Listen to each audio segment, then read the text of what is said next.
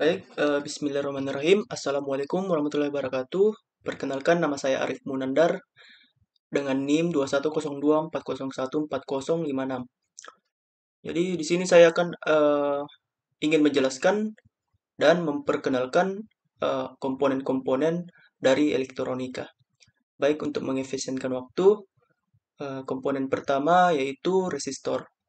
Resistor adalah komponen elektronika pasif yang berfungsi untuk mengatur arus listrik dalam suatu rangkaian. Komponen ini memiliki resistensi yang menentukan sejauh mana aliran arus listrik akan mengalami hambatan. Resistensi diukur dalam kesatuan ohm. Resistor memiliki kemampuan untuk mengurangi arus listrik tanpa mengubah bentuk gelombang.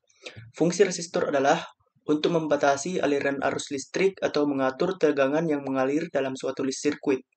Resistensi yang dimiliki oleh resistor akan menyebabkan penurunan tegangan seiring dengan peningkatan arus listrik. Resistor berperan dalam melindungi komponen elektronika lainnya dari aliran arus berlebihan yang dapat merusaknya. Selain itu, resistor juga berperan dalam menyesuaikan impedansi, membagi tegangan, dan menghasilkan daya panas pada rangkaian tertentu. Baik, kemudian jenis-jenis resistor. Yang pertama itu resistor karbon. Resistor ini terbuat dari campuran karbon dan gamping yang digunakan sebagai bahan resistif. Resistor karbon paling umum digunakan dalam aplikasi yang membutuhkan toleransi resistensi yang tidak terlalu ketat. Kemudian yang kedua, resistor film logam. Jenis resistor ini memiliki lapisan tipis logam seperti nikel atau timah yang dideposisikan pada substrat keramik. Resistor film logam memiliki toleransi resistensi yang lebih baik dan stabilitas termal yang lebih tinggi daripada resistor karbon. Ketiga, resistor lapisan logam. Resistor ini dibuat dengan mengedepankan lapisan tipis logam resistif pada substrat keramik. Resistor lapisan logam sering digunakan dalam aplikasi yang membutuhkan presisi yang tinggi dan daya yang tinggi. Kemudian resistor NTC atau negatif temperatur coefficient. Jenis resistor ini menurunkan nilai resistensinya ketika suhu meningkat. Resistor NTC sering digunakan dalam aplikasi suhu, seperti sensor suhu dan pengatur suhu. Kemudian yang kelima, resistor PTC, positif temperatur coefficient. Sebaliknya, resistor PTC meningkatkan nilai resistensinya ketika suhu meningkat. Resistor PTC sering digunakan sebagai pengatur suhu otomatis dalam peralatan elektronik. Kemudian yang keenam, resistor wire wrought. Resistor ini terbuat dari kawat resistif yang diulas menjadi bentuk spiral pada substrat keramik. Resistor wire wrought memiliki toleransi yang sangat ketat dan daya yang tinggi, sehingga sering digunakan dalam aplikasi industri dan daya tinggi. Kemudian adapun dengan cara kerja dari resistor, ini adalah gambaran bentuk kode warna dan nilai resistor. Contohnya seperti cara kerja jika teman-teman melihat strip pertama berwarna kuning, angka 4, strip kedua berwarna ungu, angka 7, lalu dan strip ketiga berwarna hijau, pengali 100K ohm. Jadi yang ini 100K ohm. Maka nilai resistensinya adalah 47 kali 100K ohm atau 47 M ohm. Jika terdapat 4 strip warna, maka strip keempat mewakili toleransi. Jika strip keempat berwarna coklat, berarti nilai resistensinya memiliki toleransi 1%. Baik, kemudian dioda. Komponen dioda. Dioda adalah suatu komponen elektronika yang terdiri dari dua terminal atau kutub, yaitu katoda atau kutub negatif dan anoda kutub positif. Dioda berfungsi sebagai pengantar arus listrik hanya dalam satu arah tertentu, yaitu dari anoda ke katoda. Dalam arah sebaliknya, dioda memiliki hambatan yang sangat tinggi sehingga arus listrik hampir tidak bisa mengalir melalui dioda. Prinsip dasar dioda berdasarkan pada sifat material semikonduktor yang memiliki dua jenis pembawa muatan, yaitu elektron dan lubang. Jenis dioda yang paling umum adalah dioda semikonduktor atau PN junction. Dioda semikonduktor ini terbentuk dari penyambungan dua material semikonduktor tipe berlawanan, yaitu P-type berlebihan lubang dan N-tipe berlebihan elektron yang membentuk daerah peralihan yang disebut junction. Pada junction ini terjadi fenomena difusi dan efek medan listrik yang mengakibatkan terbentuknya lapisan depletion, daerah tanpa muatan pembawa di sekitar junction. Kemudian ada jenis-jenis dioda. Yang pertama itu dioda semikonduktor, P dan N junction. Jenis dioda ini adalah yang paling umum, terdiri dari dua bagian semikonduktor. Tipe berlawanan yang disebut P-type, berlebihan lubang, dan tipe N, berlebihan elektron, membentuk junction dan di antara keduanya. Kemudian dioda Zener. Dioda Zener dirancang untuk beroperasi pada tegangan Zener tertentu dalam arah terbalik.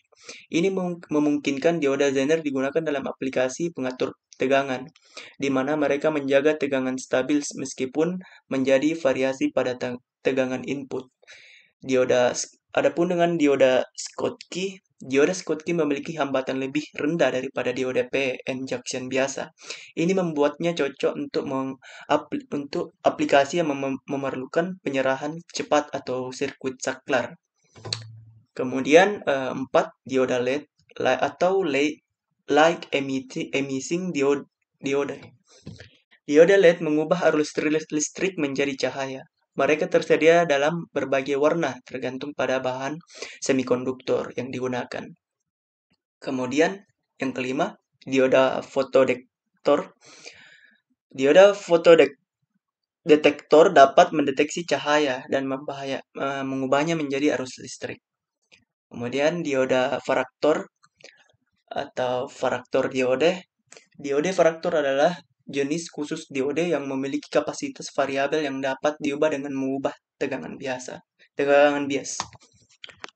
Lalu kemudian materi komponen kerja dioda. Cara kerja dioda itu kondisi tanpa bias atau non bias. Ketika dioda tidak memiliki tegangan yang diterapkan di antara anoda dan katoda atau kondisi tanpa bias, daerah depletion tanpa muatan pembawa di sekitar junction akan ada. Ini karena elektron dari lapisan N-type akan difusi ke lapisan P-type dan lubang dari lapisan P-type akan difusi ke lapisan N-type. Ini menciptakan lapisan depletion yang berpotensi menghambat arus. Yang kedua itu kepolaran bias maju atau forward bias. Ketika tegangan positif diterapkan pada anoda yang tegangan negatif diterapkan pada katoda, kepolaran bias maju, medan listrik akan mengurangi lapisan depletion. Ini memungkinkan elektron dari lapisan N-type dan lubang dari lapisan P-type untuk bergerak menuju junction. Pada junction, elektron dan lubang bertemu dan mengalirkan arus listrik dari anoda ke katoda. Kemudian yang ketiga, kepolaran bias mundur atau reverse bias. Ketika tegangan positif diterapkan pada katoda dan tegangan negatif diterapkan pada anoda atau kepolar bias mundur, medan listrik akan memperlebar lapisan depletion, mencegah arus bergerak dengan mudah melalui diode. Hambatan ini membuat arus mundur yang sangat kecil mengalir melalui diode. Kemudian ini komponen dari kapasitor. Kapasitor adalah salah satu komponen elektronik yang sering digunakan dalam rangkaian elektronik. Kapasitor memiliki peran penting dalam penyimpanan dan melepaskan energi listrik. Kapasitor juga dikenal sebagai kondensator, adalah komponen elektronik yang mampu menyimpan energi listrik dalam bentuk medan listrik. Kapasitor terdiri dari dua konduktor yang dipisahkan oleh bahan isolator yang disebut dielektrum.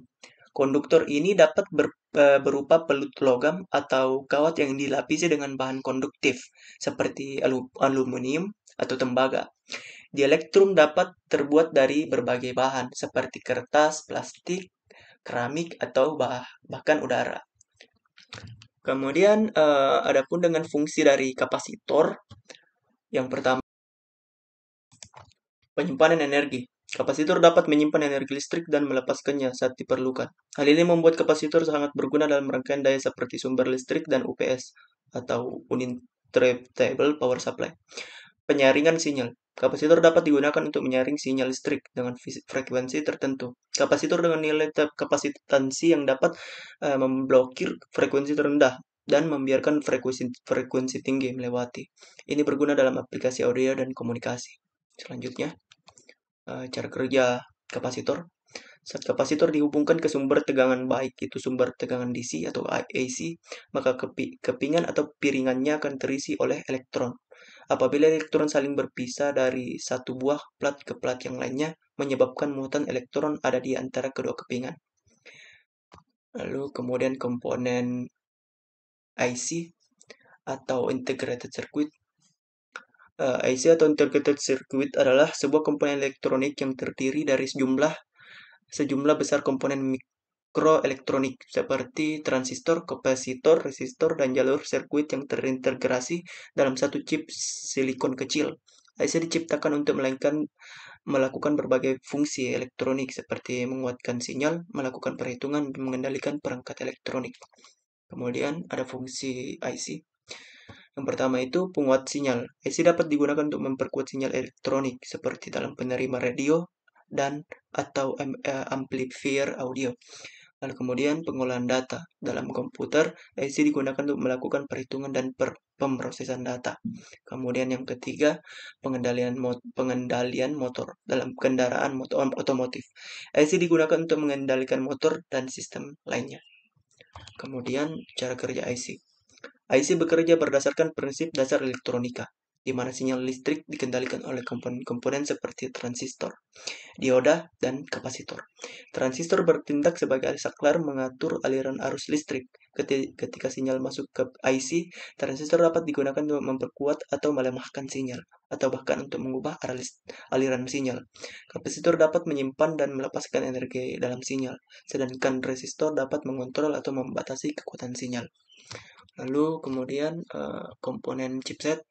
Chipset adalah suatu komponen elektronik yang terdiri dari beberapa sirkuit terintegrasi yang bekerja sama untuk mengatur dan mengendalikan berbagai fungsi pada perangkat elektronik, khususnya komputer dan perangkat seluler. Kemudian ada fungsi chipset. Fungsi chipset adalah chipset dalam sebuah komputer berperan besar sebagai pengontrol aliran data dalam sistem komputer. Saat Anda menyalakan komputer, proses dimulai dengan mengaktifkan prosesor yang kemudian mulai bekerja. Prosesor dilanjutkan dengan memuat hard disk sistem operasi. Dilanjutkan dengan proses booting yang menyertakan kapasitas random access memory atau RAM. Semua tahapan ini diawasi dan diatur oleh chipset yang bertugas mengatur aliran data dari prosesor, hard disk, RAM, dan komponen lainnya. Kemudian ada cara kerja chipset. Chipset komponen yang menjadikan perangkat komputer lainnya dapat bekerja dengan baik. Terdapat dua jenis chipset dalam komputer, yaitu chipset motherboard dan shortbread. Chipset motherboard letaknya di bagian utara sebagai perantara perangkat yang akan dihubungkan. Shortbread memiliki peran khusus dalam sistem motherboard, di mana motherboard bertugas untuk mengendalikan komunikasi yang terjadi antara prosesor, RAM, AGP, dan PCI Express dan shortbread. Adapun dengan chipset shortbread terletak di bagian selatan sebagai perantara perangkat yang terhubung. Peranan shortbread dalam komputer adalah mengenai semua fungsi I dan O, seperti USB audio, serial, dan sistem BIOS, bus, ISA, dan menjadikan pengendalian interupsi.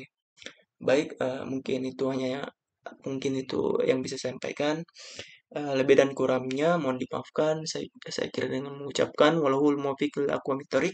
Wassalamualaikum warahmatullahi wabarakatuh.